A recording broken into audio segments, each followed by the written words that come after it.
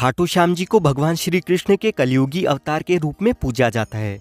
महाभारत की युद्ध भूमि में अपना शीश काटकर श्री कृष्ण जी को दान देने वाले बर्बरीक जी, जो कि राजस्थान के सीकर जिले के खाटू गांव में खाटू श्याम जी के नाम से प्रसिद्ध है। श्याम बाबा के भव्य मंदिर में दर्शन करने के लिए हर दिन लाखों भक्त पहुंचते हैं। मान्यता है कि श्याम बाबा सभी की मनोकामनाएं पूरी करते हैं।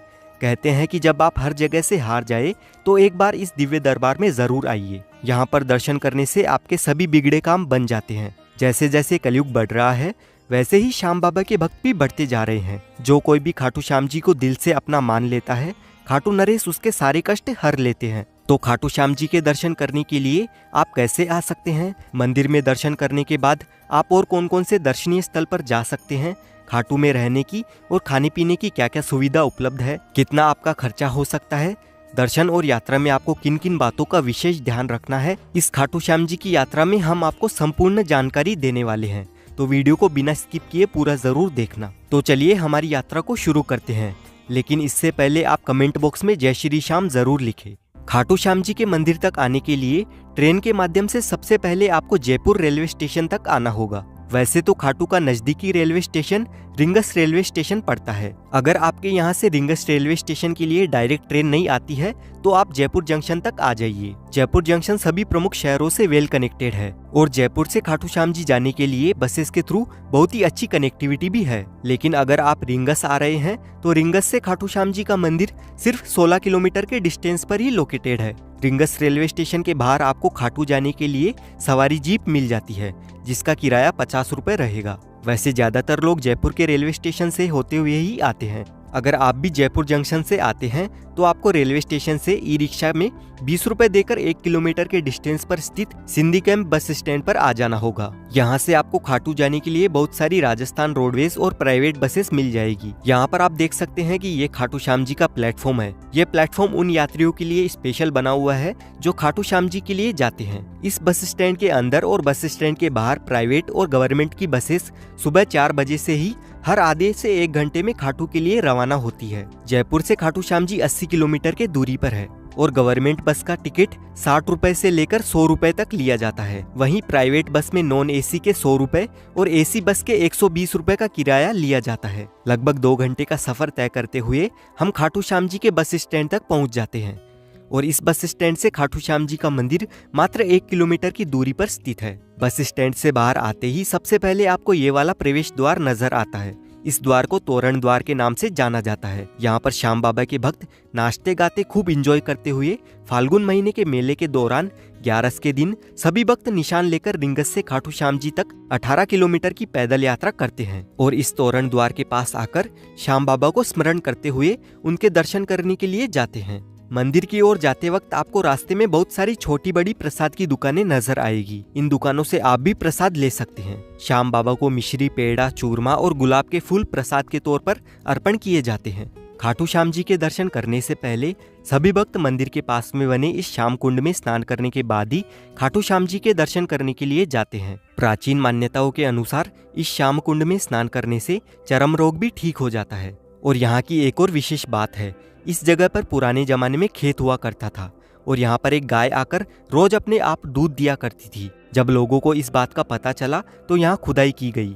तब 30 फीट नीचे महाभारत कालीन बर्बरीक जी का शीश प्राप्त हुआ था। बाद में लोगों ने उस शीश को राजा रतन सिंह जी को सौंप दिया। फिर बाद में कार्तिक माह की एकादशी को शीश मंदिर में सुशोभित किया गया, जिसे बाबा श्याम के जन्मदिन के रूप में मनाया जाता है। मूल मंदिर 1027 में रूप सिंह चौहान और उनकी पत्नी नर्मदा कंवर द्वारा बनवाया गया था। अगर आप खाटू श्याम जी के दर्शन सबसे नजदीक से और अच्छी तरह से करना चाहते हैं तो बैरिकेड में बनी हुई सबसे पहली वाली लाइन में आपको जाना होगा। महाभारत काल में वनवास के दौरान जब पांडव अपनी जान बचाते हुए जंगलों में भटक रहे थे, तब महाबली भीम का सामना हिडिंबा से हुआ। हिडिंबा ने भीम के एक पुत्र घटोत्कच को जन्म दिया। घटोत्कच और उनकी पत्नी अहिलावती से बर्बरीक पुत्र हुआ। बर्बरीक बचपन से ही वीर योद्धा थे। उनको 3 अमोघ बाण चलाने का वरदान मिला हुआ था, जिससे वे तीनों लोकों में विजय हासिल कर सकते थे। क्योंकि बर्बरीक जी को देवी सिदम्बी और शिव जी से आशीर्वाद प्राप्त था। जब कौरवों और पांडवों के बीच में युद्ध होना था, तब बर्बरीक भी महाभारत के युद्ध में शामिल होना चाहते थे। ये इच्छा उन्होंने अपनी माँ मौरवी को बताई। माता मौरवी ने बर्बरीक की इच्छा स्वीकार करते हुए उनसे बदले में 2 वचन लिए। पहला, आप हारे का सहारा बनोगे, दूसरा, आपसे कोई दान मांगेगा तो आप मना नहीं करोगे। महाभारत की युद्ध भूमि में बर्बरीक जी आसानी से अपने 3 धनुष बाण से महाभारत का संपूर्ण युद्ध अपने खुद के बल पर जीत सकते थे। श्री कृष्ण जी के कहने पर अपना धनुष बाण चलाकर पीपल के वृक्ष पर जितने भी पत्ते थे सभी पत्तों पर बर्बरीक जी ने छेद कर दिया था और उस पीपल के वृक्ष का एक पत्ता श्री कृष्ण जी ने अपने पैरों तले छुपा कर रखा था, लेकिन उस पत्ते को भी छेद हो चुका था। आज भी वो पीपल का वृक्ष हरियाणा के कुरुक्षेत्र में मौजूद है और आज भी उस पीपल के वृक्ष में हमें छेद दिखाई पड़ते हैं। अगर बर्बरीक जी यानी खाटू श्याम जी महाभारत का युद्ध कौरवों के पक्ष में लड़ते तो अनर्थ हो जाता, क्योंकि कौरव वही हैं जिन्होंने भरी सभा में नारी का अपमान किया था। अगर महाभारत का युद्ध कौरव जीत जाते तो अधर्म की विजय हो जाती और भगवान श्री कृष्ण युद्ध का परिणाम जानते थे। उन्हें डर था कि कहीं पांडवों के लिए यह युद्ध उल्टा न पड़ जाए। इसीलिए भगवान श्री कृष्ण बर्बरीक को रोकने के लिए ब्राह्मण रूप धारण करके जब उनसे पूछा कि वो युद्ध में किसकी तरफ से लड़ने आए हैं, तो उन्होंने कहा कि जो पक्ष हारेगा वो उनकी ओर से लड़ेंगे। ऐसे में भगवान श्री कृष्ण ने बर्बरीक का शीश दान में मांग लिया। बर्बरीक जी बहुत ही बड़े दानी भी थे, तो उन्होंने ब्राह्मण को तुरंत अपना शीश दे दिया, लेकिन आखिर तक उन्होंने युद्ध देखने की इच्छा जाहिर की। श्री कृष्ण ने इच्छा स्वीकार करते हुए उनका सिर युद्ध भूमि के एक पहाड़ पर रख दिया।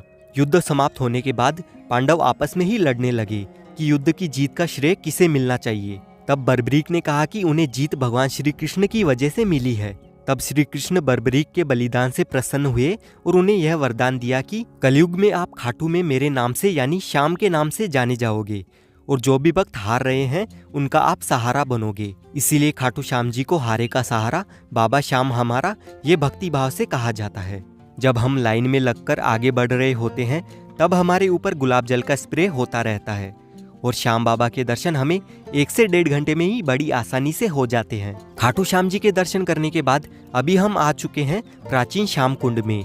ये वही प्राचीन श्याम कुंड है जहाँ से खाटू श्याम जी का शीश प्राप्त हुआ था। पहले सभी भक्त इस प्राचीन कुंड में स्नान किया करते थे, लेकिन भक्तों की संख्या अधिक बढ़ने के कारण प्राचीन कुंड के पास में ही नया कुंड बनाया गया था और प्राचीन कुंड से ही इस वाले नए कुंड में पानी निरंतर आता रहता है। इस प्राचीन कुंड के बारे में बहुत सारे भक्तों को मालूम नहीं है, तो यहाँ पर भी आकर आप दर्शन जरूर करना। खाटू श्याम जी के मंदिर के पास में ही श्याम वाटिका स्थित है। इस जगह पर श्याम बाबा के परम भक्त आलू सिंह महाराज जी की समाधि स्थली है। आलू सिंह महाराज जी वही हैं जिन्होंने ब्रिटिश राज के दौरान लोगों में श्याम बाबा के प्रति भक्ति की लहर जगाई थी, जो आज भक्ति का महासागर बन चुका है। आलू सिंह महाराज जी का विवाह सवाई माधोपुर के राजावत परिवार की कन्या से हुआ था। बाद में उनकी पत्नी का देहांत होने के बाद उन्होंने अपना पूरा जीवन श्याम बाबा की भक्ति में बिता दिया था। खाटू नगरी में आपको खाने पीने की कोई भी कमी नहीं होने वाली है। यहाँ पर बहुत सारे रेस्टोरेंट्स बने हुए हैं जहाँ पर आपको 60 रुपए से लेकर 100 रुपए तक वेज थाली मिल जाएगी और यहाँ पर आपको बहुत सारे मिष्ठान भंडार भी नजर आएंगे जहाँ से आप मिठाई, चूरमा, रबड़ी, मालपुए, मावा कचौड़ी, इस तरह के सभी व्यंजन आप कम रेट में यहाँ पर एंजॉय कर सकते हैं। यहाँ पर खाने पीने की बढ़िया बढ़िया चीजें मिल जाती है। अगर आप श्याम बाबा के दरबार में रुकना चाहते हो तो तोरण द्वार से मात्र 100 मीटर की दूरी पर वृंदावन धर्मशाला मौजूद है। यहाँ पर आपको एसी हॉल जिसमें 15 से 20 लोग रह सकते हैं उसका 24 घंटे का चार्ज 2000 रुपए का रहेगा और नॉन एसी हॉल का 1400 रुपए। वहीं यहाँ पर 3 बेड वाला एसी रूम आपको 600 रुपए में मिल जाएगा और नॉन एसी रूम मात्र 300 रुपए में मिल जाएगा। और इसी धर्मशाला में खाने पीने के लिए बहुत ही अच्छी सुविधा मिल जाती है। अगर आप खाटू श्याम जी की यात्रा एक ही दिन में करते हैं तो आपको 400 रुपए से लेकर 600 रुपए तक का खर्चा आ सकता है। वहीं अगर आप होटल लेकर रुकते हैं तो खाटू श्याम जी में आपको 1000 रुपए से लेकर 1500 रुपए तक पर पर्सन का खर्चा आ सकता है। और वापस जयपुर या रिंगस जाने के लिए आपको खाटू श्याम जी के बस स्टैंड से हर आधे से 1 घंटे में बस मिल जाएगी। इसी के साथ हमारी खाटू श्याम जी की यात्रा संपूर्ण हो चुकी है। आई होप आपको ये वीडियो इन्फॉर्मेटिव लगी है। अगर आपको वीडियो अच्छी लगी है तो वीडियो को लाइक करें, चैनल को सब्सक्राइब कर ले। इस वीडियो की रिगार्डिंग आपका जो भी सवाल है आप कमेंट कर सकते हैं। साथ ही इस वीडियो को अपनी फैमिली, फ्रेंड्स या आप जिस किसी के साथ में भी बाबा के दरबार में आना चाहते हैं उनके साथ शेयर जरूर करें।